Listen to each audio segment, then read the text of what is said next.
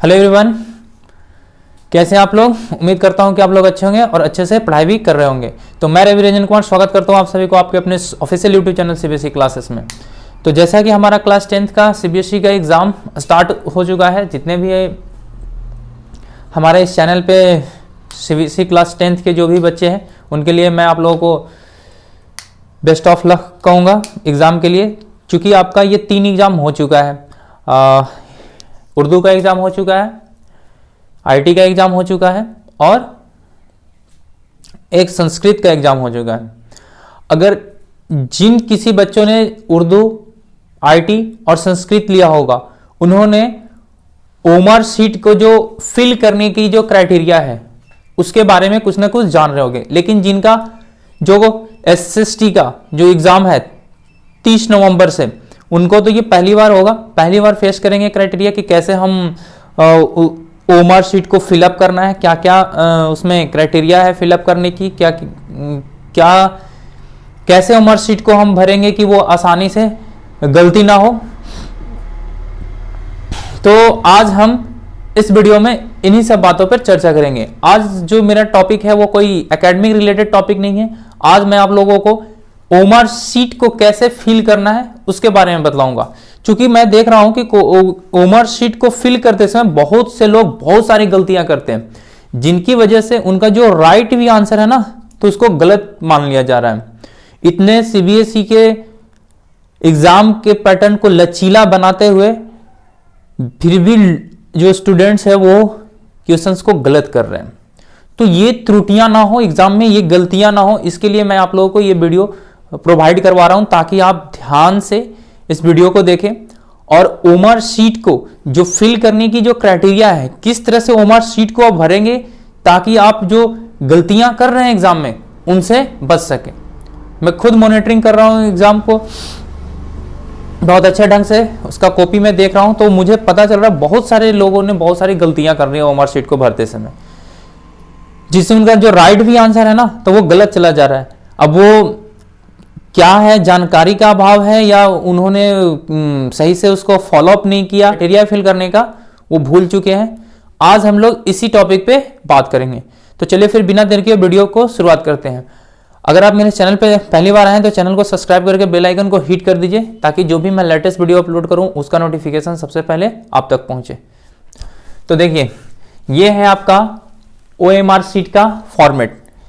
इधर आप लोगों को सारा चीज फिल करके मिला हुआ रहेगा, roll number, date of exam, subject, candidate name, school name और कोड।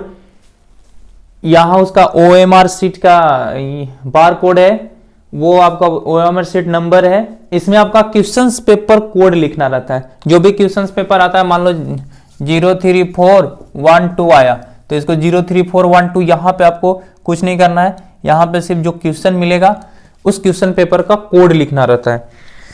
इस फॉर्मेट में आपको इंस्ट्रक्शन दी रहती है कि कैसे हम गोले को फिल करना है, जो सर्कल है उसको हम किस तरह से फिल करना है। ये 2 कॉलम में आपका इंस्ट्रक्शंस है। उसके बाद इस जोन में आपका आंसर जोन होता है। ये जो जोन होता है वो क्या होता है, आपका आंसर जोन होता है। नीचे आपका एक सेल्फ हैंड राइटिंग का डिक्लेरेशन होता है। इसमें आप जो भी सब लिखा हुआ रहेगा, जो भी चीज यहाँ पे लिखा हुआ रहेगा, जो भी वर्ड्स यहाँ पे लिखा रहेंगे, उसके अपने हैंड राइटिंग में इसको नीचे लिखना होगा ताकि एग्जामिनर देख सके कि जो ये लिखा है बंदा वो उसी का ये हैंड राइटिंग है।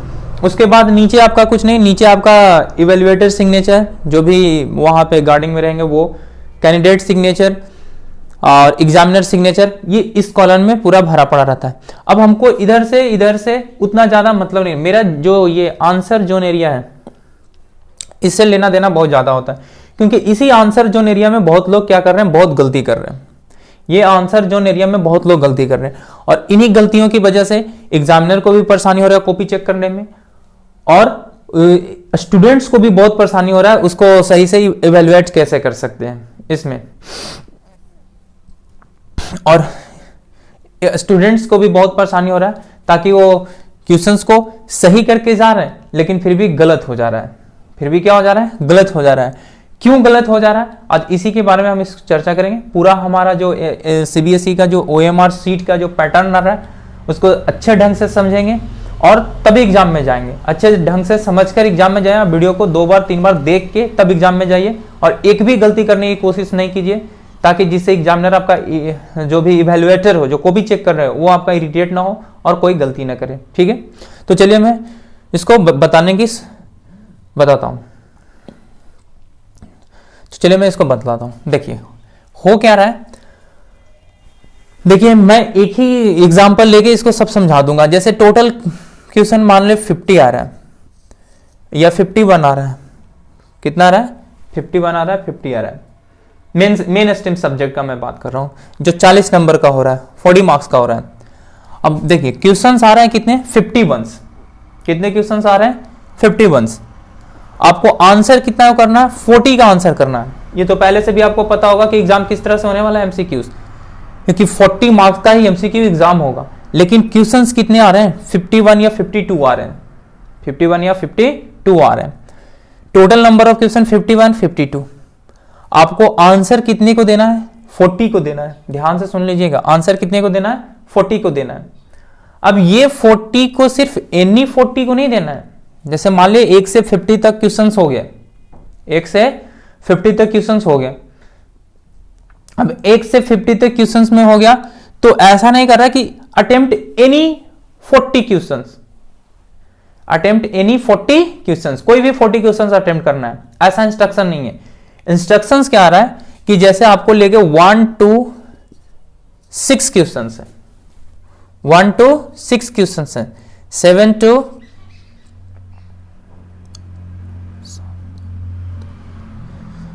12 क्वेश्चंस है, 13 to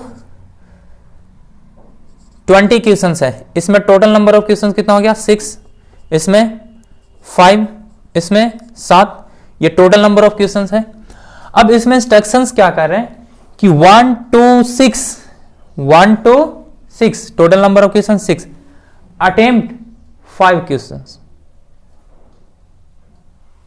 1 to 6 अटेम्प्ट 5 क्वेश्चन। आपको जो आंसर देना है कितने क्वेश्चंस का, 5 क्वेश्चंस का। 7 to 12 attempt 4 question, 13 to 20 attempt 5 question. बात आ रही है समझ में जो मैं बोल रहा हूं सो।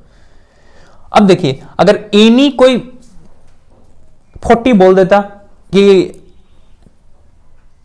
आंसर एनी 40 क्वेश्चन, तो उस समय क्या होता, हमको 1 to 6 में कोई बाउंडेशन नहीं रहता कि कितना हमको अटेम्प्ट करना है। 1 to 6 में 6 को 6 ही अटेम्प्ट कर लेते, या 1 to 6 में 5 अटेम्प्ट करते हैं, या 1 to 6 में हमको अगर नहीं आता तो हो सकता 2 ही अटेम्प्ट करते। हमको कोई 40 अटेम्प्ट करना था, लेकिन ऐसा नहीं है, कोई 40 अटेम्प्ट नहीं करना है। इंस्ट्रक्शंस के अनुसार क्वेश्चन दिए हुए हैं और उसी इंस्ट्रक्शंस को फॉलो करके आपको आंसर OMR में फिल करना है। तो पहला जो इंस्ट्रक्शन मान लीजिए, सपोज कीजिए 1 to 6 में 6 क्वेश्चन है, लेकिन आपको आंसर कितना को देना है, 5 क्वेश्चंस को। एक क्वेश्चंस को इसमें क्या करना है, छोड़ना है।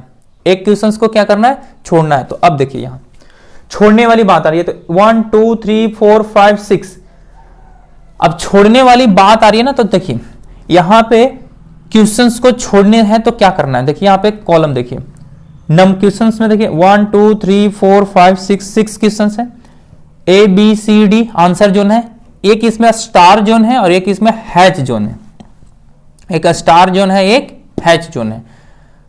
अब मैं बात कर रहा हूं कि OMR शीट को फिल कैसे करना है, OMR शीट को फिल कैसे करना। तो देखिए जिस क्वेश्चंस को आपको लेफ्ट करना है, जो भी ये 1 to 5 में जो क्वेश्चंस को आपको छोड़ना है,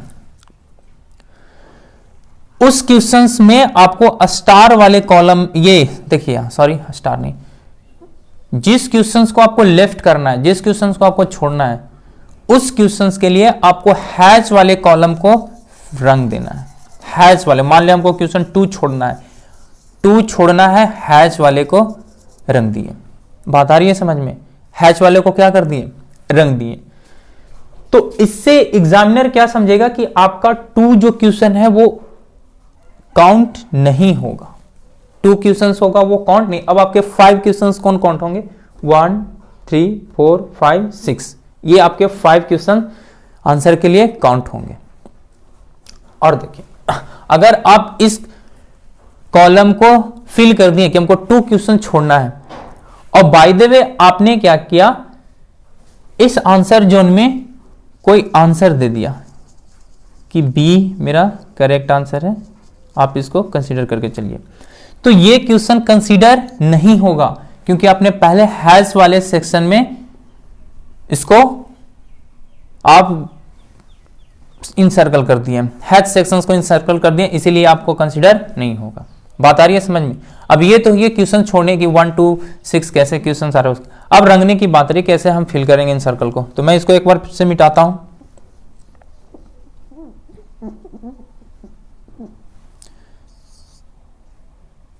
देखिए गलतियां क्या हो रही है मैं वही बता रहा हूं। जैसे अब ये तो समझिए कैसे छोड़ना है। देखिए आपको यहां 4 इंस्ट्रक्शन दिया हुआ, 1 2 A B C D, एक स्टार मार्क्स का इंस्ट्रक्शन और एक हैश मार्क्स का इंस्ट्रक्शन है। जो आंसर के लिए जो सही माना जाएगा वो आपका स्टार है। आप देखिए मान लीजिए क्वेश्चन नंबर 1 का बी क्वेश्चन सही है, 2 का सी सही है, तो आपने इसको फिल कर दिया, 1 का बी फिल किया, 2 का सी फिल किया।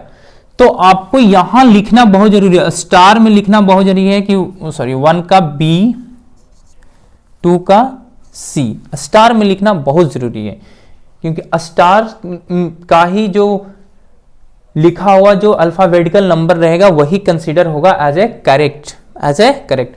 आप इधर इस जोन में आप 2 को भी फिल कर सकते हैं, 3 को भी फिल कर सकते हैं, कोई भी फिल कर दीजिए, लेकिन जो आपका राइट आंसर होगा वो स्टार जोन में फिल रहेगा, वही इवेल्युएट होगा कि स्टार जोन में कौन सा आंसर है। आप इस यहां पे 2 फिल कर दिए, 3 फिल कर दिए, उससे उसका कोई मतलब नहीं है। आप इधर 4 भी फिल कर सकते हैं, कोई दिक्कत नहीं है, लेकिन स्टार को देखा जाता है कि स्टार में आप क्या भरे हैं। जो स्टार में आप अल्फाबेटिकल ऑर्डर भरेंगे वही आपका करेक्ट आंसर हो गया। मान लीजिए आपने स्टार में भरा, जैसे क्वेश्चन नंबर 3 को मैं एग्जांपल से बता रहा हूं, स्टार में भरा डी, स्टार में क्या भरा डी, और 3 में बी को रंग दिया। किसको रंग दिया? बी को। मान लीजिए बी को रंग दिया आपने, और स्टार में किसको भरे हैं? डी को। स्टार में किसको भरे हैं?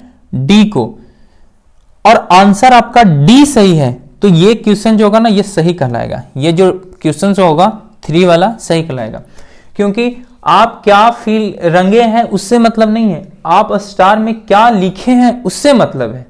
बात आ रही है समझ में? तो यही है क्वेश्चंस का पैटर्न। तो आपने 3 में क्या डाला? बी, स्टार में क्या डाला? डी, और आंसर क्या है? डी, तो D will be correct answer, D will be correct answer. अब एक और चीज, मान लीजिए स्टार में भर दिए आप ए, स्टार में क्या भरे? ए। जो आंसर जोन है उसमें भरे आप सी, सी फिलअप कर दिए।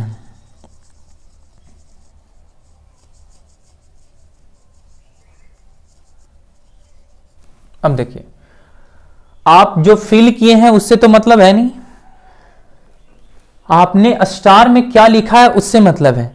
अगर मान लिया जाए 4 क्वेश्चंस का ए आंसर गलत हो, 4 क्वेश्चंस का ए आंसर क्या हो? गलत हो, और उसका सी आंसर सही है, तो आपको इसमें नंबर नहीं मिलेगा। सी देखिए यहां सी रंगा हुआ है, सही है, लेकिन स्टार में आपने क्या भरा है? ए भरा है, तो ये आपका क्या हो जाएगा? रॉन्ग क्वेश्चन हो जाएगा। बात आ रही है समझ में? इसीलिए बहुत ही ध्यान से, बहुत ही कॉन्शियस होके आप ओमार शीट को फिल कीजिए।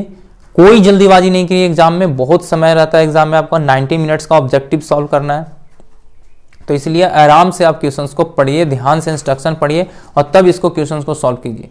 बात आ रही है समझ में? एक एक वीडियो को लास्ट तक देखिए, मैं पूरा फॉर्मेट बताऊंगा आपको, और वीडियो को देखकर जाइए। एग्जाम देने से पहले 1 बार 2 बार देख लीजिए, आपको सारा डाउट क्लियर हो जाएगा। अब देखिए ये हो गई बात, आपने क्या देखा कि अगर हम फर्स्ट आंसर जोन में कुछ भी फिल करते हैं, लेकिन जो स्टार जोन है वो मेरा आंसर जोन है, अगर स्टार में आप जो करेक्ट आंसर है उसको आप भरिएगा तो वो इवैल्यूएट होगा, और अगर स्टार जोन में जो इनकरेक्ट आंसर है, रॉन्ग आंसर है, उसका अगर आप ऑप्शन भर दीजिएगा तो वो क्वेश्चन आपका क्या हो जाएगा, गलत हो जाएगा।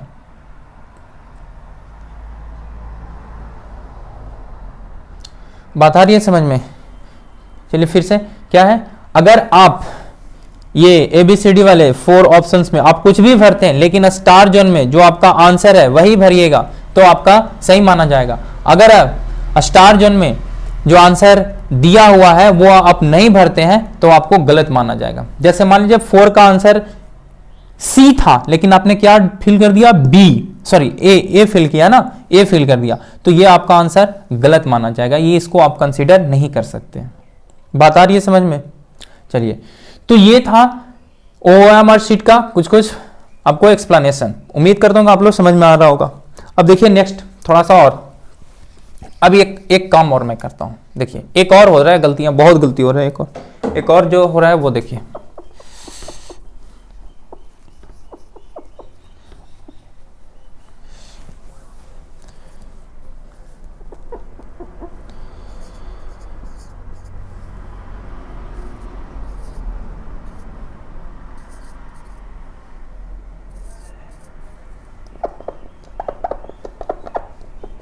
एक और क्या गलतियां हो रहा है मैं बता रहा हूं।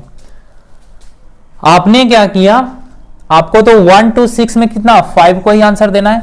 कितने को आंसर देना है? 5 को देना है। आपने क्या किया, ए को भी भर दिया, बी को भी भर दिया, इसमें बी भर दिया, इसमें बी भर दिया, इसमें मान लिया 2 भर दिया, इसमें आप सी भर दिया, इसमें आप भी सी भर दिए। आपका आंसर ए गया, बी गया, बी गया, इसमें आपका सी गया और इसमें आपका सी गया, इसमें भी आपका सी गया। आपने क्या किया, 1 to 6 सारे क्वेश्चंस को क्या कर दिए हैं, अटेम्प्ट कर दिए। जरा ध्यान से देखिए, 1 to 6 सारे क्वेश्चंस को अटेम्प्ट कर दिए, जो कि अटेम्प्ट करना नहीं है। कितना करना है, सिर्फ 5 को करना है। आपने क्या किया, 1 to 6 सारे क्वेश्चंस को अटेम्प्ट कर दिया। और ये देखिए स्टार मार्क्स में कोई भी आपको इनसर्कल नहीं दिखाई दे रहा है कोई भी किसी को हम स्टार मार्क में किसी कॉलम में भरे हैं नहीं ना, लेकिन आपने 1 to 6 सारे क्वेश्चंस को आंसर दे दिया। अब एग्जामिनर जो होगा, जो आपका कॉपी चेक करेगा, इवैल्यूएटर, वो क्या करेगा,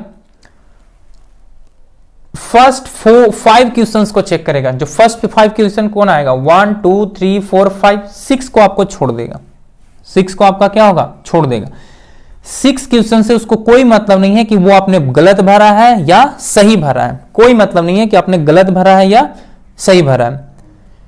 आपको सिर्फ 1 to 5 क्वेश्चन, फर्स्ट 5 क्वेश्चन ही चेक होंगे।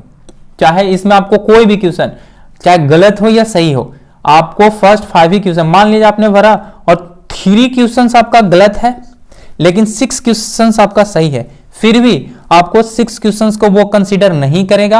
आपको जब भी कंसीडर करेगा तो थर्ड वाले क्वेश्चंस को कंसीडर करेगा और आपको इसमें 4 मार्क्स ही मिलेंगे, क्योंकि आपको 1 2 3 तो गलत है आपका, 4 5 तो 4 ही मार्क्स हुआ ना, 1 2 3 4 मार्क्स ही मिलेंगे आपको। 3 मार्क्स कंसीडर ये गलत कंसीडर करेगा। ऐसे नहीं कि 3 गलत हो गया तो 6 को सही मान लिया जाएगा, नहीं, 6 को सही नहीं माना जाएगा, क्योंकि साफ इंस्ट्रक्शंस है कि फर्स्ट 5 क्वेश्चंस को ही चेक करना, अगर उन्होंने पूरा क्वेश्चंस को भर दिया है तो ये बातें ध्यान में रखना बहुत जरूरी है। मान लीजिए आपने सारा क्वेश्चंस अटेम्प्ट कर दिया, ठीक है, 1 to 6 सारा क्वेश्चंस अटेम्प्ट कर दिया। आपको लग रहा है कि मेरा 3 क्वेश्चंस गलत है, ये गलत हो गया है, बी गलत हो गया, तो आप इसमें क्या कीजिएगा, हैच वाले सेक्शंस में आप इसको कलर कर दीजिए। जैसे ही हैच वाले सेक्शंस में कलर कर दीजिएगा, आपने इसको कलर भी किया हुआ है और हैच वाले सेक्शंस को कलर किया हुआ है, तो ये क्वेश्चंस को स्किप माना जाएगा कि ये क्वेश्चंस क्या है, स्किप है, ये क्वेश्चंस को हम कंसीडर नहीं करेंगे। तो आपका जो कंसीडरिंग क्वेश्चंस हो जाएगा 1 2 4 5 और 6, 5 क्वेश्चन, 1 2 3 4 5 6 तक सब चला जाएगा। बात आ रही है समझ में? इसीलिए आपको OMR शीट को बहुत ही ध्यानपूर्वक भरना है और अच्छे से उसको भरना है, ताकि देखिए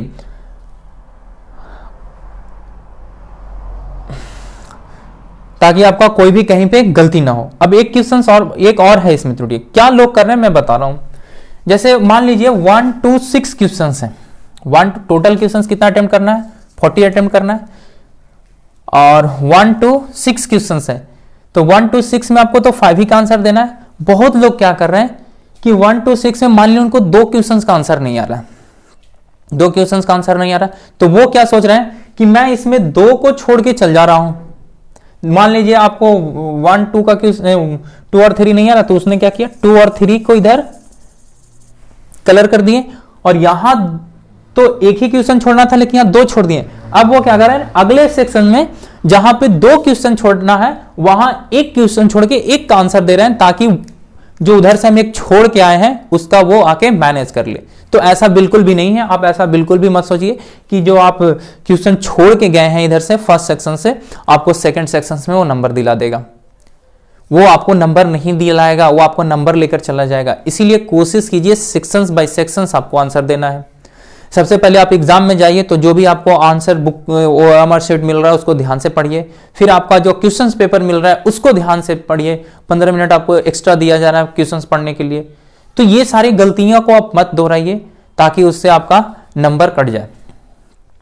सीबीएसई ने बहुत आसान कर दिया कि आपको स्टार और ये प्रोवाइड किया है, ताकि इधर आप रंगने में गलती भी हो जाए तो आप स्टार्स का फायदा उठा सकते हैं। आप यहाँ 2 भी रंग सकते हैं फिर भी स्टार का फायदा उठा सकते हैं।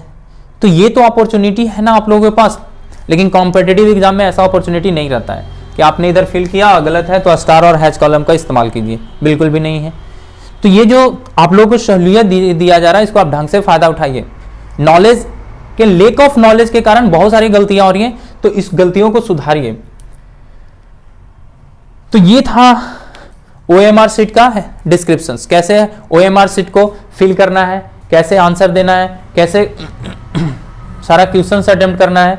उम्मीद करता हूं कि आप लोगों को समझ में आया होगा। अगर समझ में आया तो मेरे लिए एक लाइक बटन तो बनता ही है, ताकि मैं आप लोगों को इतना मेहनत से कंटेंट प्रोवाइड करवा रहा हूं। आप लोग अपने दोस्तों के साथ इसको जितना से ज्यादा हो सके शेयर कीजिए, ताकि उनको भी ओएमआर शीट से रिलेटेड जानकारी मिले। ऐसे नहीं कि वो अगर जान जाएगा तो वो ज्यादा कर जाएगा, ऐसा बिल्कुल भी भाव मत रखिए। और खास करके एग्जाम के दिन पढ़ाई में जो भी कंपटीशन है कर लीजिए, लेकिन जब एग्जाम की बात आती है वहां ये सब बिल्कुल भी भाव मत रखिए। आप उनको बतलाइए, वो नेक्स्ट को बतलाएंगे, ताकि वो भी अवेयर होंगे और कोई गलतियां नहीं करेंगे। तो उम्मीद करता हूं कि आपको ओएमआर शीट का डिटेल एक्सप्लेनेशन अच्छे से समझ में आया होगा। तो फिर मिलते हैं नेक्स्ट वीडियो में, एकेडमिक वीडियो में। Best of luck my students for your CBSE examinations. Thank you for watching this video.